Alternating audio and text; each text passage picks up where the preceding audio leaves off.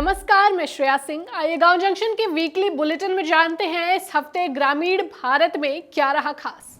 खेत से बाजार तक अब किसान होंगे मालामाल। केंद्र सरकार ने किसानों को आत्मनिर्भर बनाने और उनकी आय बढ़ाने के लिए दो बड़े फैसले लिए हैं। प्रधानमंत्री नरेंद्र मोदी की अध्यक्षता में हुई केंद्रीय कैबिनेट बैठक में दलहनों में आत्मनिर्भरता मिशन को हरी झंडी दी गई है, जिसके तहत अगले 6 सालों में 11,440 करोड़ रुपए खर्च किए जाएंगे। इस मिशन का लक्ष्य दालों का उत्पादन बढ़ाना है, जिसके लिए किसानों को 88 लाख बीज किट मुफ्त में बांटी जाएगी। यही नहीं, सरकार ने अगले 4 सालों तक किसानों से तुअर, उड़द और मसूर की 100% फसल MSP पर खरीदने का वादा किया है। इसके साथ ही सरकार ने रबी फसलों की MSP में भी बड़ी बढ़ोतरी की है।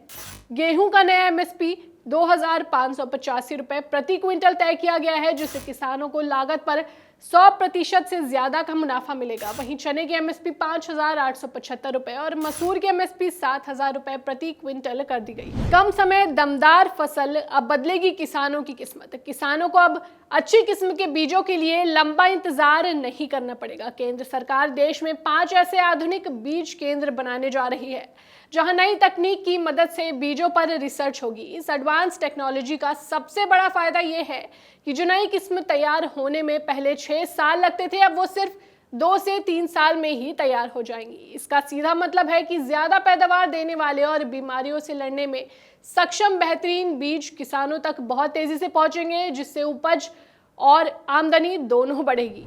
गांव में त्योहारी बहार। इस त्योहारी सीजन में ग्रामीण भारत से अर्थव्यवस्था के लिए बड़ी खुशखबरी आई है। नवरात्रि के दौरान गांव में कार, मोटरसाइकिल और टीवी जैसी चीजों की बिक्री में जबरदस्त उछाल आया है। इसकी सबसे बड़ी वजह है सरकार की तरफ से GST में की गई कटौती, जिससे चीजें सस्ती हो गई हैं और लोग जमकर खरीदारी कर रहे हैं। आलम यह है कि कुछ कार कंपनियों की बिक्री तो ग्रामीण इलाकों में 2 गुनी से भी ज्यादा हो गई है। अब कम पानी में भी होगी बम्पर पैदावार। भारतीय वैज्ञानिकों ने खेती की एक ऐसी स्मार्ट तकनीक खोजी है, जिससे खेती की तस्वीर बदल सकती है। इस नई तकनीक से पानी की खपत लगभग 90% तक कम हो जाती है, जबकि फसल की पैदावार 35% तक बढ़ जाती है। सबसे बड़ी बात यह है कि इससे किसानों का मुनाफा 57% तक बढ़ सकता है। इस मॉडल में बिना जुताई के सीधी बुवाई और पाइपों के जरिए पानी को सीधे पौधों की जड़ों तक पहुंचाया जाता है, जो खेती के लिए एक क्रांतिकारी कदम साबित हो सकता है। अब फसल भी बचेगी, दाम भी मिलेगा। भारत फल और सब्जियों का दूसरा सबसे बड़ा उत्पादक है, लेकिन हर साल लगभग 16% फसलें बाजार तक पहुंचने से पहले ही खराब हो जाती हैं, जिससे किसानों को औने पौने दाम पर उपज बेचनी पड़ती है।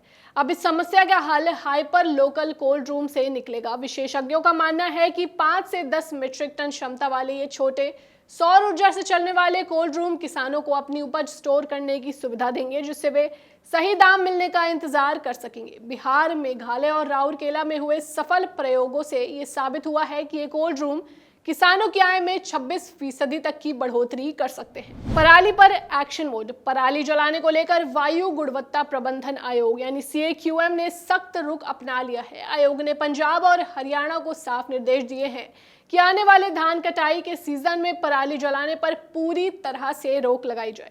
इसके लिए हॉटस्पॉट जिलों में खास उड़न दस्तों की तैनाती की जाएगी, जो जमीनी स्तर पर निगरानी रखेंगे। आयोग ने दोनों राज्यों को पराली मैनेजमेंट से जुड़ी मशीनरी की कमी को फौरन दूर करने और पराली जलाने वालों के खिलाफ सख्त कार्रवाई करने का आदेश दिया है। PM फसल बीमा योजना का रियलिटी चेक। मुआवजा मिलने में 14 महीने तक की देरी। प्रधानमंत्री फसल बीमा योजना को लेकर एक बड़ी स्टडी में अहम खुलासा हुआ है। IIM अहमदाबाद की स्टडी के मुताबिक किसानों को फसल खराब होने का मुआवजा मिलने में 3 से 14 महीने तक की देरी हो रही है, जिससे उन्हें अगली फसल की तैयारी में मुश्किल आती है।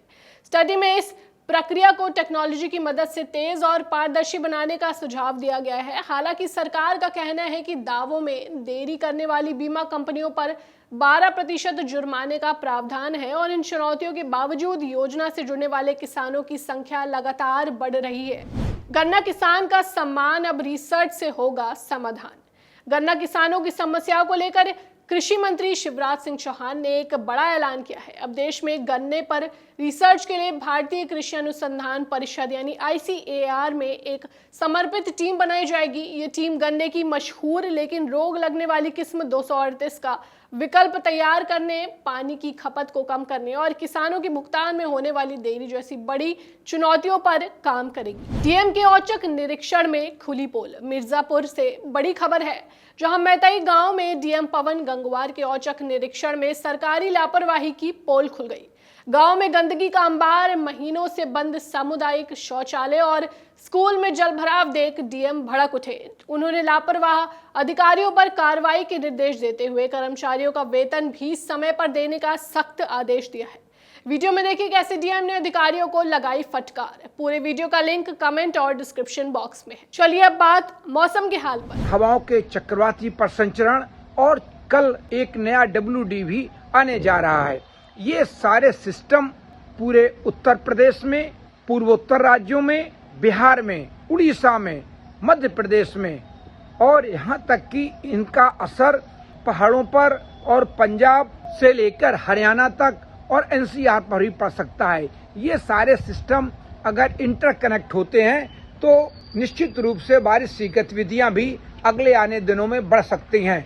इसी के साथ जो मानसून वापसी की रेखा है वो अभी भी उज्जैन, झांसी से होती हुई जा रही है। 26 तारीख से मानसून ब्रेक की स्थिति है और आगे अभी एक हफ्ते तक मानसून ब्रेक की स्थिति रहने की पूरी संभावना है। इस वीकली अपडेट में फिलहाल बस इतना ही। जुड़े रहिए गांव जंक्शन के साथ। नमस्कार।